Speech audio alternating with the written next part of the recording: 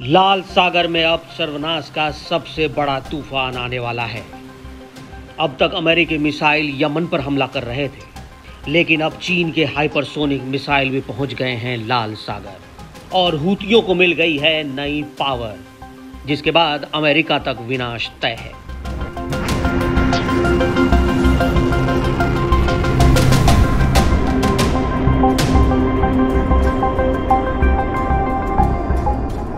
America ने दावा किया है कि यमन के हूती विद्रोहियों को चीन से सीधा सपोर्ट मिल रहा है। अमेरिकी विदेश विभाग ने कहा कि चीनी फर्म चांग गुआंग सैटेलाइट टेक्नोलॉजी हूती लड़ाकों को सपोर्ट कर रही है।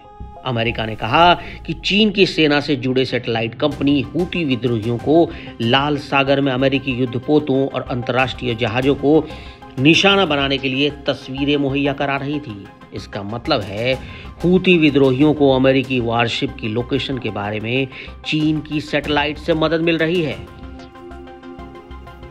इसलिए अमेरिका परेशान है, क्योंकि हूती के पास ऐसी मिसाइलें हैं जो सीधे अमेरिकी वारशिप को खत्म कर सकती है, और अगर एक भी अमेरिकी युद्धपोत बर्बाद हुआ तो कई अमेरिकी सैनिक और उनके जहाज का खात्मा तय है।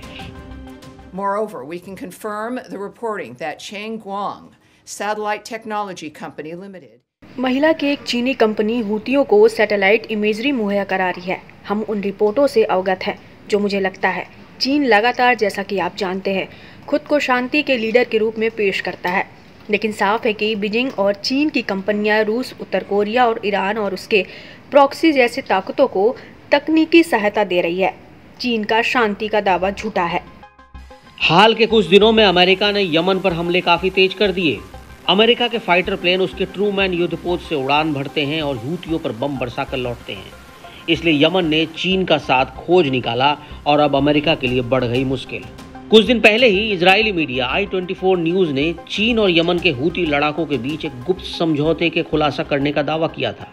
इस रिपोर्ट में बताया गया कि चीन यमन के हूतियों को शक्तिशाली हथियार की आपूर्ति करने में सहायता कर रहा है। उसके बदले उसे लाल सागर से अपने देश के मालवाहक जहाजों के लिए सुरक्षित पैसेज मिल रहा है।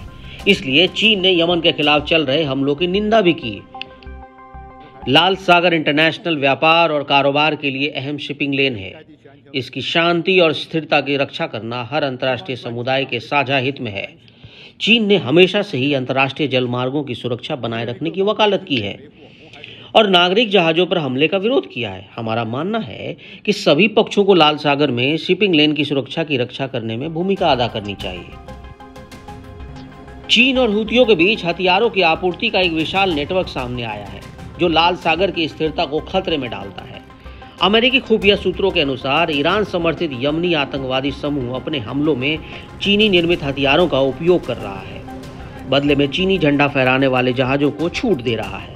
अमेरिकी खुफिया सेवाओं ने लाल सागर में हमलों की शुरुआत से ही चीन में हूतियों के नेटवर्क की पहचान कर ली थी और चीन की इस डील से यमन को सबसे ज्यादा फायदा पहुंचा है।